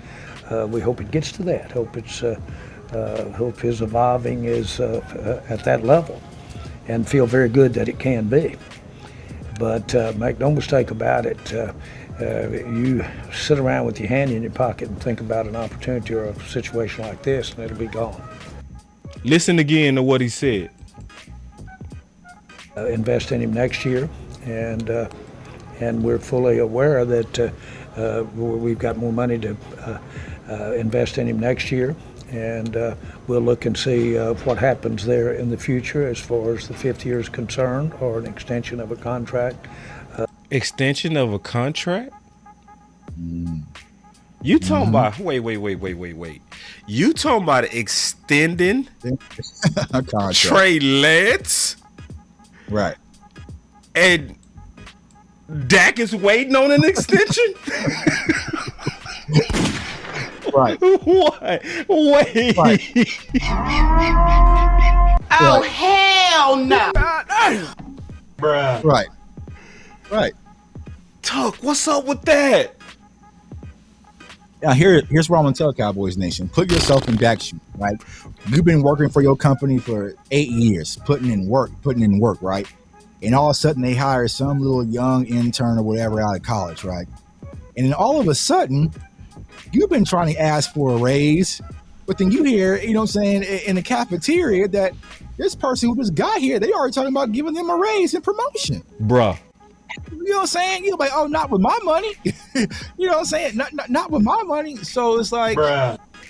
You shouldn't even be having this conversation with Trey Lance. You shouldn't even think. You should have said, hey, listen, we wanted to improve our quarterback room. We felt like he can help us in a few different areas, so we decided to make it a move. That's it. That's nothing more to it. No more further questions. Dak is our quarterback. Yeah. Period. Yeah, that's man. it. That's it. That's how you handle it, sign, so deliver, and you move on. That right there let me know that was a shot at Dak, bro. Right. That was a shot at Dak. Cause see, none of this stuff is logical. Right. You know what I'm saying? Right. Yeah, and my boy the Shannon with another super chat said, Boss Jerry is cold. No, this is cold. This is cold-blooded. Cold-blooded. Mm-hmm. I want to talk about if you don't mind, Tuck. Yeah, go ahead. I want to talk about some stuff that got hot today. Well, not hot. It was just a good conversation. Mm-hmm. And this jumped off some stuff a little bit. I said, let's be real. When should Trey Lance be named the number 2 in front of Cooper Rush? I say 5 weeks is enough time for a QB to be comfortable enough to play in a new offense. Mm-hmm. So first, what's your thoughts on that? Because I'm with you, boss. I feel like that Rams game is, so it's kind of like week 6, I think, week 5, week 6. The Rams, that's when you'll probably see it elevated. But here's what people have to understand, right? At the NFL level, hell, any level, college, also, high school, you do not have to know the full playbook as a backup quarterback. All Trey Lance needs to learn is the plays that's going to be designed for him. Cooper Rush did not have the keys to the full playbook that Dak Prescott had last year, but they knew how to cut things out and make it efficient for Cooper Rush last year. Right. It's the same thing for Trey Lance. So if the playbook is 400 pages, there might be 80 pages in there that Trey Lance needs to learn before he's ready. People think that he has to learn, and he got to sit and take a whole year. Now, one, he already comes from a West Coast system, also in San Fran and also in college as well. So it's like, it's not going to take him a whole year to sit back and learn. Like, I don't know who people think this kid is. Like, this kid had extremely high IQ coming out of college. That was the one thing. Like, he stays in the lab. They said he is a study film rat. That's who he was. That's who he is. So I don't know this whole idea is where, like, does he have some things to work on? Yeah, absolutely. But there are definitely some things in the playbook that Trey Lance can easily translate, and he'll probably have it done probably by end of next week or so. Yeah. If So- I heard Brian Broaddus right, I think they said he was running a 2-minute offense today. If I heard, this morning, Brian Broaddus went out to the practice. He said when he was out there, he saw Trey running the 2-minute offense today. Me, bro. Yeah, 2-minute offense already. That man just got his helmet yesterday. yeah. So like, I think this was a perfect. Go ahead. And so people say, well, where's he gonna get the reps from, Tuck? Well, sometimes when he's going to be on scout team with the scout team quarterback, he's going to be running similar plays that's in our playbook. It might be a different formation of it, but he's going to be running similar plays, working on his language, working on his cadence as he's working on scout team. That's where he's going to get his reps from. And he going against the number one defense in the league. Yeah, exactly. When he is on scout team, who was he going to be on scout team against? Diggs. The best defense. Diggs, Micah. You know what I'm saying? Gilmore. All of them out there. Yeah. Gilmore. Right. So that's where the reps are going to come from. And you say, look, man, he was on scout team looking good, because I did a Twitter space the other day with Dez. Look at my guy Dez, even though he cheated me in Madden, right? He said in 2016, when Dak was the 4th-string quarterback, Dak was just doing different things when he was on scout team. Like it just felt different. Where it's like, okay, man, this little dude can use his legs. Like he's kind of strong. Like he's taking command. Like you know what I'm saying? So it just kind of felt different. Trey is going to have that same opportunity just by being. So you're going to naturally get reps from there, and then that's where they're going to be able to analyze. But this whole idea of like, hey, this kid doesn't know anything. He ain't never played football in a day in his life. That was the lazy narrative that I was trying to poke holes in, and why I did the film session that I did the other day, because like that's not the case. No. Does he have a lot of growing to do and a lot to learn? Yeah, absolutely. So does Anthony Richardson. So does CJ Stroud and Bryce Young, and the list goes on and on. Dak Prescott wasn't fully developed when he came in as a rookie at all. But they came in, simplified the offense, gave him a running game, put him behind a great offensive line, and just got open windows where he can make simple throws and keep things in the rhythm. That can drop back and throw 40 times a game. And I want to say something too, bro, that I wholeheartedly believe too, because some good thoughts spun out of that tweet. Martin Talk Cowboy said, which I felt like was one of the best tweets all day. He said Rush got manufactured to be more than he is by the media and Dak haters. I take Lance ASAP at QB2, and I agree. He said that talent just doesn't disappear. When you're not wanted at the very beginning, that's a recipe for disaster. He talking about Dak. Now we 2 QB room in the league, or the top 2 QB room in the league, at the cost of a 4th round pick. Right. So when people talk about quarterbacks, this is how they look at quarterbacks. He won games. He won us 4 games. Mm-hmm. Did he? Really? Did it, Tuck? And he didn't throw any interceptions until we got to Philly. But I remember sitting out there at AT&T Stadium at noon. Y'all know I hate noon games versus Cincinnati Bengals. The Bengals had multiple interceptions they could have secured. They just dropped them. They dropped 4. Dropped 4 interceptions. Yeah. 4 interceptions. 4. Yeah. Dropped them. Right. Yeah. 2 of them would have been for touchdowns. Now check this out. This is the guy that y'all protecting it. I want y'all to know. When you go look at Cooper Rush and really look at the offense under him, right? It was 23rd in points, 27th in total yards, 27th in passing yards, 29th in third down. That's the one y'all saying, no, don't start Trey Lance. Right. Let Cooper Rush cook. Right. Because they thinking like this, Tuck. That's all they see. Won games. You got to go really dig into what did he really do. Right. And you know I got it. Right. They gonna be mad at this. They gonna be mad. It's gonna be somebody else like, I'm out.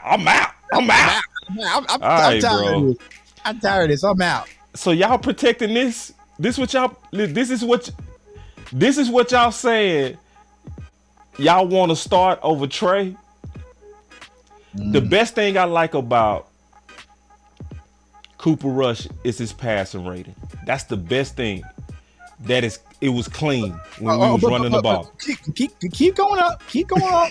But when they start throwing, go up a little higher. Yeah, no, right no, there. No, go up a little higher. Oh. Hell yeah. Oh, when he was Yeah. asked to throw. Yeah. Because this is the only game he was actually asked to throw. Like when you got into the thick of things and you had to put up 38 attempts and really go against Philly and go against some dogs and really beat a team with, because it was cute versus Washington, right?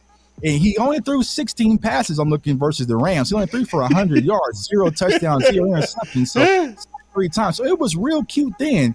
But when you had to go against some killers in Philadelphia, that glass slipper fell off. So, that boy said glass slipper. Boy, that's dirty. And Cooper, and what did Cooper Rush do right after that Philly game?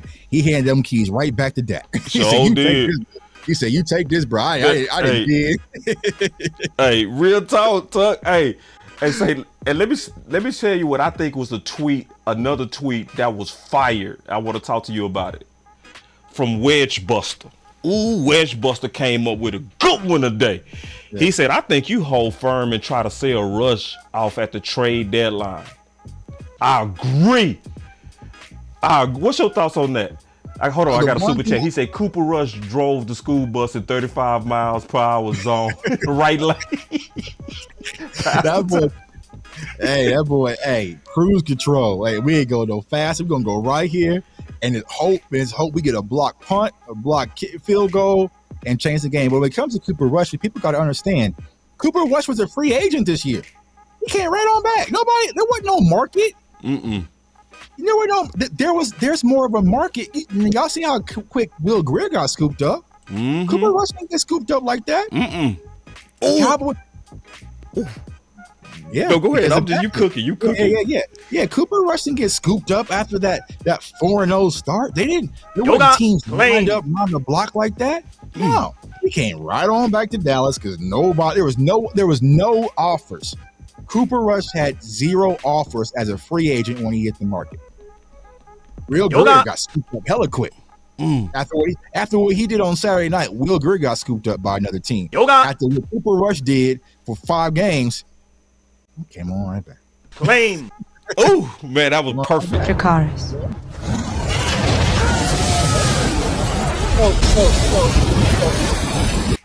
Y'all let me know in the chat. You know what I'm saying? I did the film session on. Y'all mean to tell me that Trey can't go 10 for 16 for 100 yards, 0 touchdowns, 0 interceptions?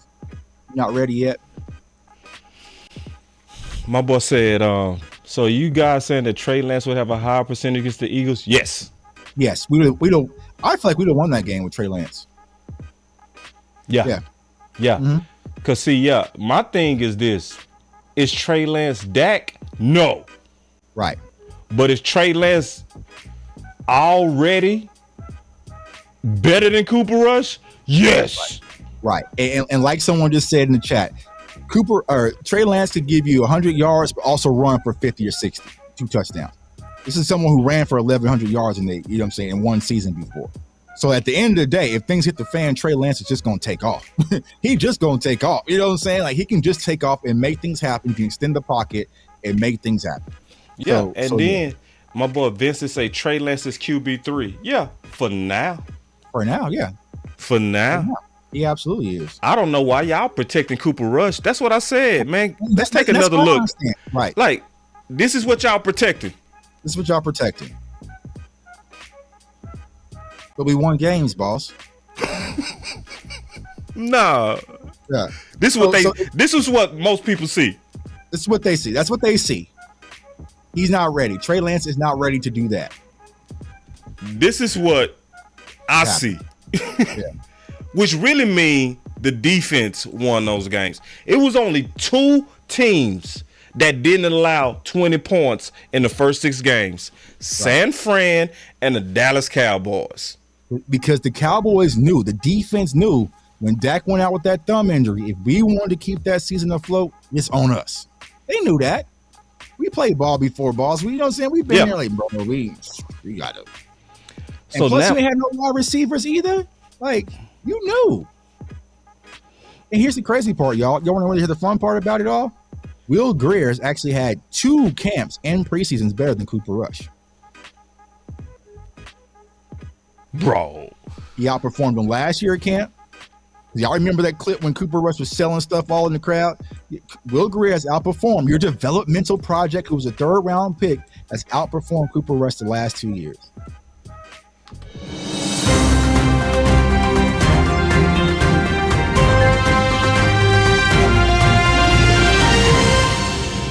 Breaking news, we are getting burned alive on the likes. We are getting burned alive, where we have over 435 people with only 268 likes. Breaking news is burning down. Like, what did J Tuck do to y'all for y'all to only give him? That's true, man. That's true. I'm probably for the truth, man. Yeah, did we run somebody off? we ran a few people off, man. They hot. I mean, listen, I'm just giving y'all our opinion, bro. But we proving it, bro. This is who y'all protecting. All right, let me tell y'all something, and I'm being honest. I had a coach named Donnie Henderson, right? He is the head defensive coordinator right now for Arizona. He told me when I was in college, he said, Marcus, if you are a junior and we get a freshman that's already on your level, we starting a freshman. Because they have the upside and more years to improve. So you got to make sure that you're already clearly better than the freshman. Because if he come in equal to you talent-wise, we're going to develop him over you. Right. That's an NFL coach. Right. So I want y'all to think about that when we're talking about Cooper Rush versus Trey. Right. Who do you want to develop more? Your 4th-round pick? Or you just sit back in Cooper Rush because he won you 4 games last year with the defense. And he didn't win us 4 games. Right. He was just the quarterback when we won 4 games. He was just the quarterback when we won 4 games. I think that's, Yeah. Mm-hmm. No, I'm going with, that's why I'm pushing for Trey right now. So, like, this whole show was never about hating on Trey, hating on Dak. The only thing we were saying is something is off. Something's off. That's all we saying is, like, because originally Tuck and I was like, oh yeah, good move, good decision, good, your roster just improved, and you know, you got your dual quarterback. It's gonna motivate Dak. That's what we were saying. Dak gonna be pissed. He go out there and ball out. I was checking all the boxes on why it was good, but then Tuck pissed him a yogurt, kicked, and said, "Boss, I need you to go check out that interview." Hey, I just happened to come across it, and you know what I'm saying. I just clicked on it and see, you know what I'm saying, from content standpoint, you know what's really going on. I said, "Oh damn, here we go." Yeah, but I guess it really has no impact on this year. I feel like Dak Prescott's going to have a great season. We're just trying to find out the why. What's the intent? But here's what I keep trying to explain to Cowboys fans, and this is what was, like I said, set me on fire yesterday, is that people are just going to kind of act oblivious, right? Because they want to kind of run from the truth. Yeah. They want to act like Trey Lance can't play zero football. Yeah. He has no IQ. He can't throw. He can't do anything, right? That's where I feel like, okay, it's getting lazy. You can still say, okay, Cooper Rush won us game. You can go with that. But what we're not going to do is sit down here and ignore the blind side of this kid and upside potential that this kid has, because he has extreme potential. He has extreme potential, and he has way more potential than Cooper Rush. Way more. Yeah. We just saw, we lost to a quarterback, Mr. Irrelevant. You know what I'm saying? Brock Purdy came in just sliding stuff in the NFL, right? Because he had a defense, right? He had weapons around him. They simplified the offense for him, put him in a situation to win. Now, people act like this kid wasn't starting. He started last year for the San Francisco 49ers with Jimmy G. He started. He got hurt. He got hurt, y'all. He got hurt. What was he supposed to do? He broke his ankle. Yeah. Y'all said prayers for Trey Lance. You know what I'm saying? Trey Lance. So it's like, let the kid really grow. But I see the hate. I see that. And here's the problem for all you people who want to go back and forth with Eagles fans and stuff nonstop. Y'all might want to chill, because if he turns out being y'all future quarterback, y'all going to have to eat a lot of y'all words and a lot of y'all tweets that y'all said about this kid. So let it all develop. Let it all develop. Get behind him. If he goes out there, because it's the same circle, boss, and that's what I'm seeing. It's that there's a lot of people in this fan base. They hate Dak Prescott because he hate Romo, because they love Romo, right? He replaced Romo. There's a lot of people that hate Dak for no damn reason, right? I'm already seeing, because the thought that Trey Lance might be Dak's replacement is just the instant hate. Yeah, he's trash. He's horrible. No way. He can't win no games, right? You're already starting in the cycle. Root for the team. Root for the star. Root for the star in the cycle, y'all. Get a chance. We'll see how it all develops. Hopefully, Dak Prescott goes out and win the MVP, who's Super Bowl, and we sitting here laughing about this whole show that we wasted. It is what it is. Yeah. But we're not going to turn a blind eye to what's going on. We're not going to be oblivious just to make everyone comfortable. It's not the content y'all support. And I know I got a lot of new subscribers. I appreciate all of y'all. If y'all think we're going to just be here in Kool-Aid and just kumbaya all season, I apologize. It might be the wrong channel, you know what I'm saying? Because we're going to keep things real, because that's why y'all follow us, to be uncompromised, uncorporate, and speak the truth with research, thought-provoking context when it comes to football. Yeah, and I don't apologize at all, And I do believe that's one of the main reasons we growing so strong, bro. Right. Because of the integrity. Like, I watched Jay Tuck, man, when everybody was boo-booing on Kelvin Josephs. Mm-hmm. And it was loud. Mm-hmm. I was very happy to see my boy Tuck say on the final word. He said, I'm out in training camp. He having a good camp. They just showing clips of him to make him look bad. Right.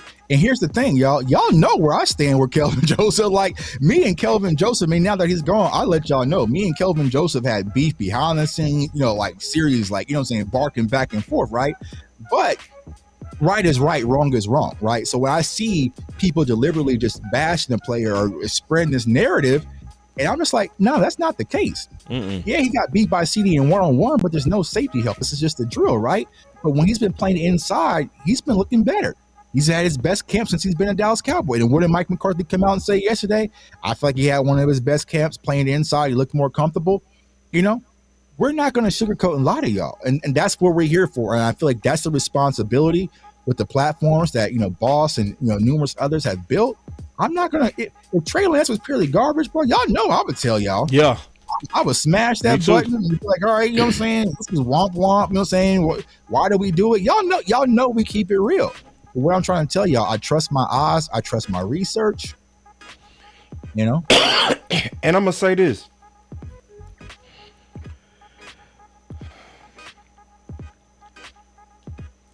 Tuck is definitely one of the best.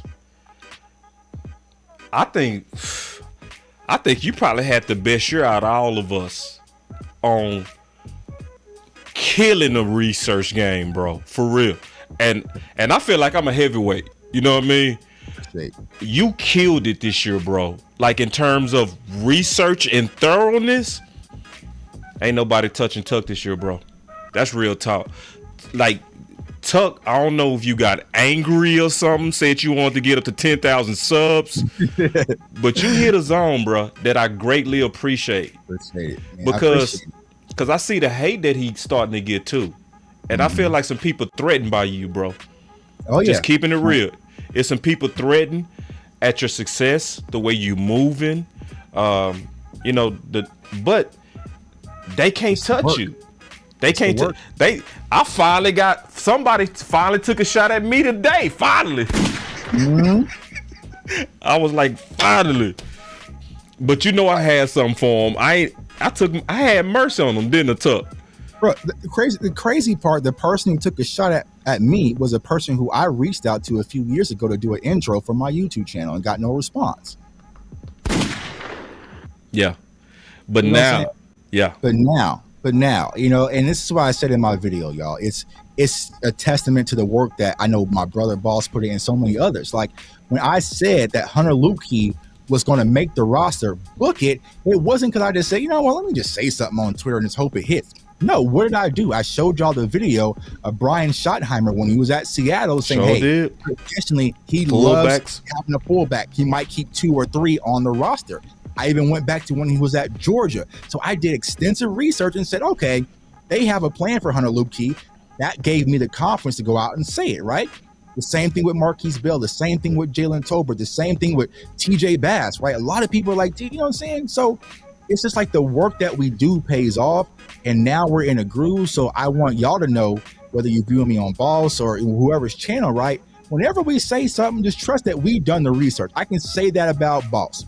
I can say that about Boss. I know if Boss is speaking strongly about something, he's done the research to back it up. So that forces me to go, okay, let me see what he's actually talking about, because he's seeing something. Yeah. And it's the same with me as well. I'm never just going to just wake up. I'll put LOL or a smiley face when I'm just BSing y'all. But for the most part, like I'm locked in on this. And when I say Trey Lance has what it takes to play at the NFL level, because a Saturday night, as soon as the announcement happened, I dropped my quick video. I went in the lab. It's like almost 3 a.m. watching film, went back to college, watching every throw, really analyzing to see what the hell we got. And that's where I'm standing on my opinion. So when you're confident and you do the work, you don't have to back down your opinion, because I trust myself. So and you gonna be right, they gonna be wrong. My boy Common Sense say, can y'all touch on the other side of this, as if we are wrong on this outlook? Not that we are, but just what could it be? So let me take a stab at that, Tuck. Okay. It could be Jerry just publicity, right? And a lot of it kind of sounds like that's in the mix. I don't know, bro. That don't make sense either. I'm just trying, bro. The only thing that it looked like they trying to drum up some false leverage. I can't give you nothing, because, like, for instance, he obviously told 2 stories. Right. So how can I spin that into something good? He said we not looking to play him. Then he say we are looking to play him. So then the next question is, what are you up to? Because you just lied. Right. So I can't make nothing positive out of that. The only thing I can say is you up to something. I don't know what it is exactly, but something ain't right.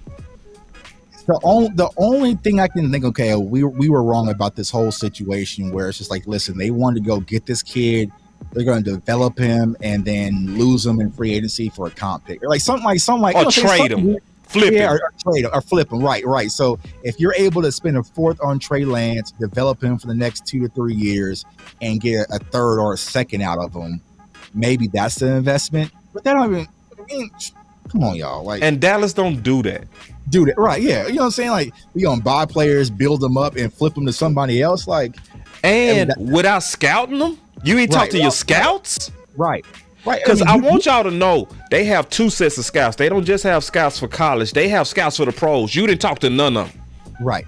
And here's the thing, because I saw someone says the scouts were high on Lance coming out. Guess who they were higher on than Trey Lance in that draft?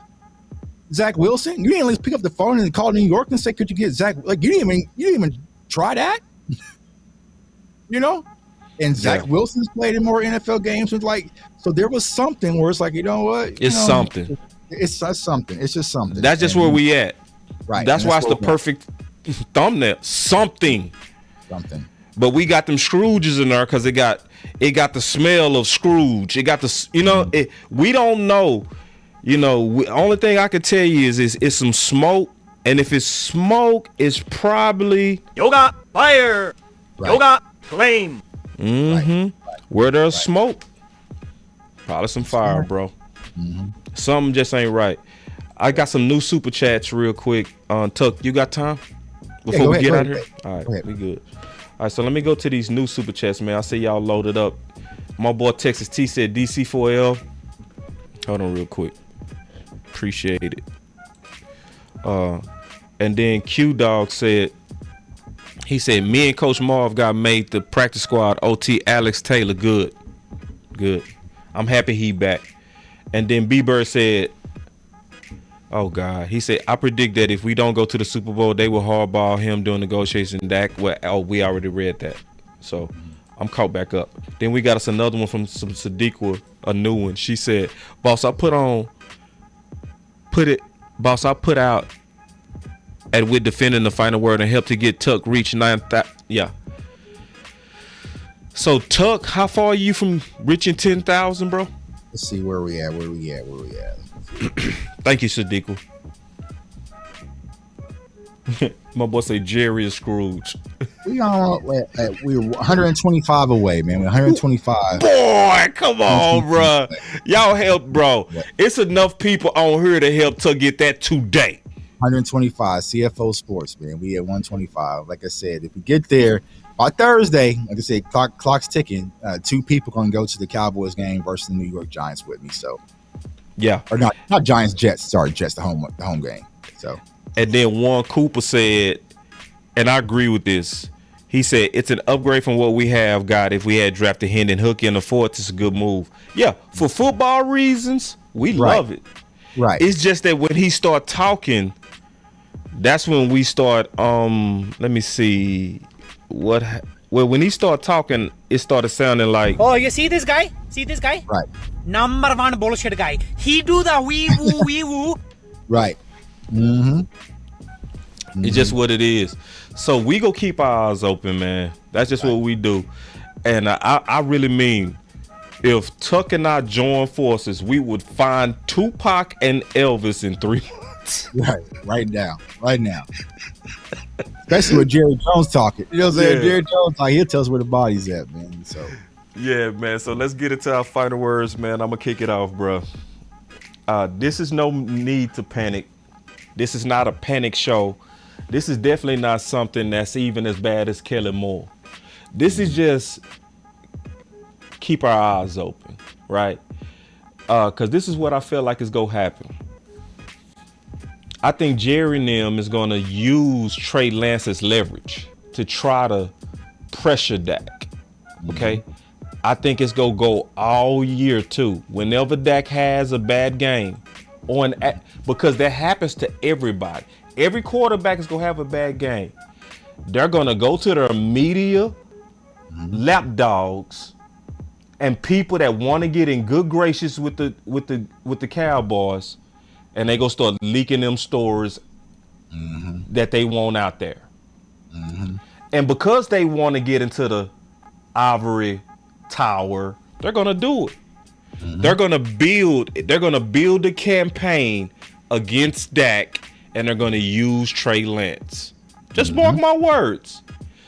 It happened with Cooper Rush. So you mean they not go? Why do you think they wanted him so bad? Why do you think they was like, I don't look? We just don't hang up. What do you want? What do you want?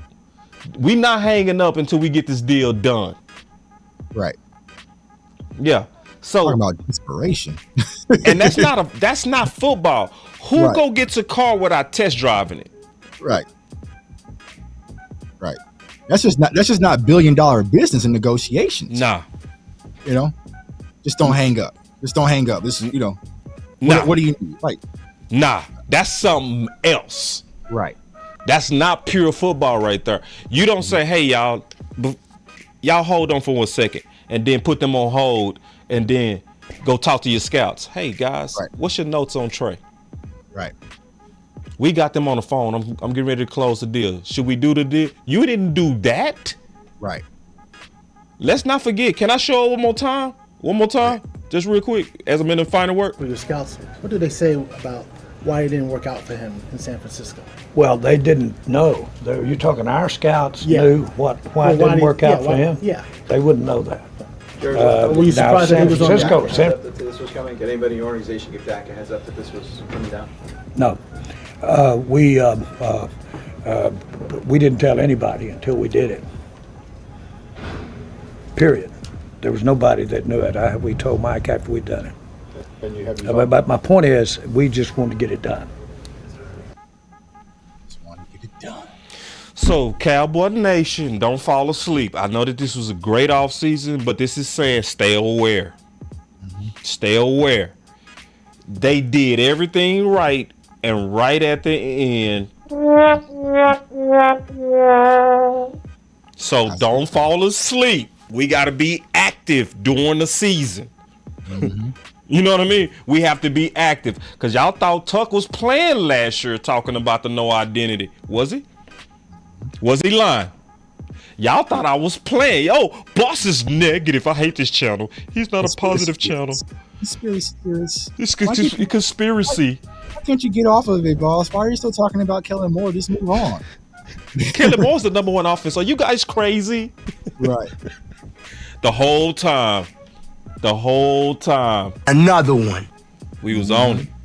Right. So I personally believe it, as I'm finishing my final word,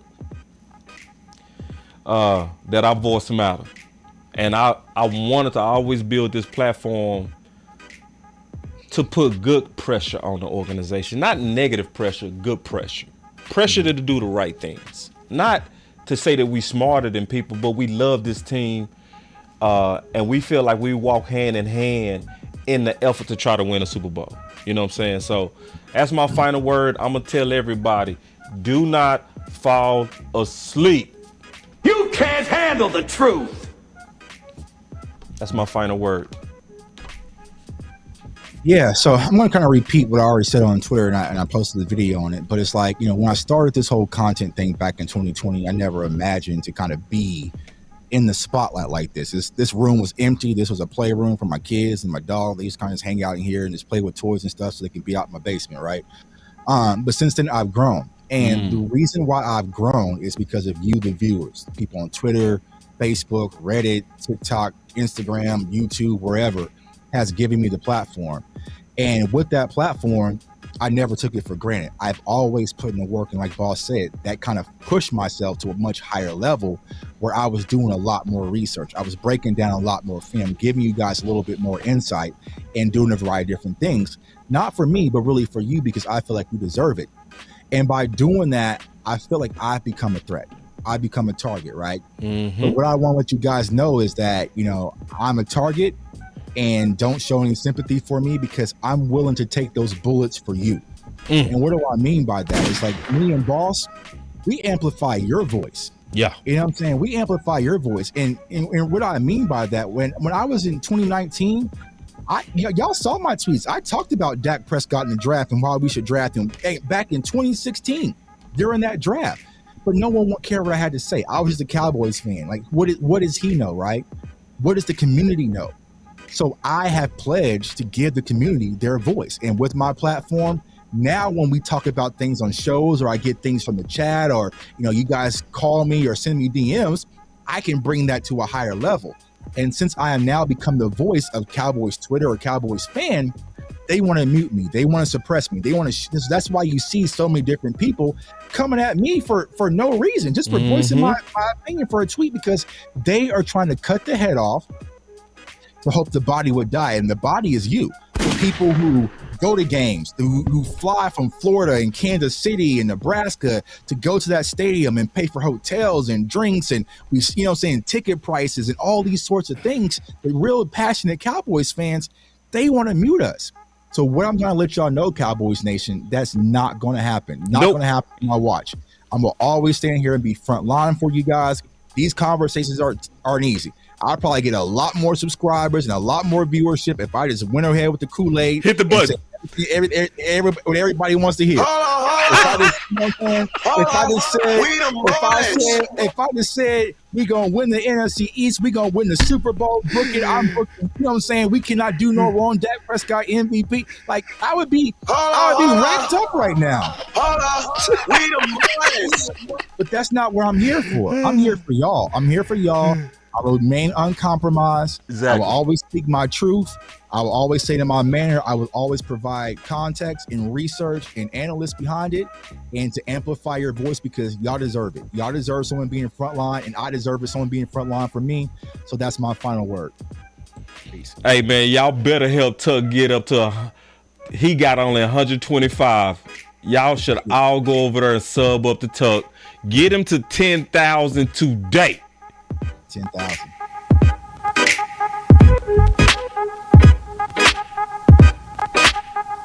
Let's go. Man, let me hit some buttons before we get up out of here, man. Let me hit some buttons, man. Let me see if I got some. Let me see. Oh, hell no. If you really think we finna fall for that. Yeah, keeping my eyes open. You can't handle the truth. truth. You want answers? You came to the right place. It's J Tuck with Boss Cowboy. Let's go. And I got a super chat on the way out. He said, I would slap by someone to have y'all back any day. That's what I'm talking about, man. Hey, if you want to slap box, share this content. That's the number one. And hit the like button, man. We out.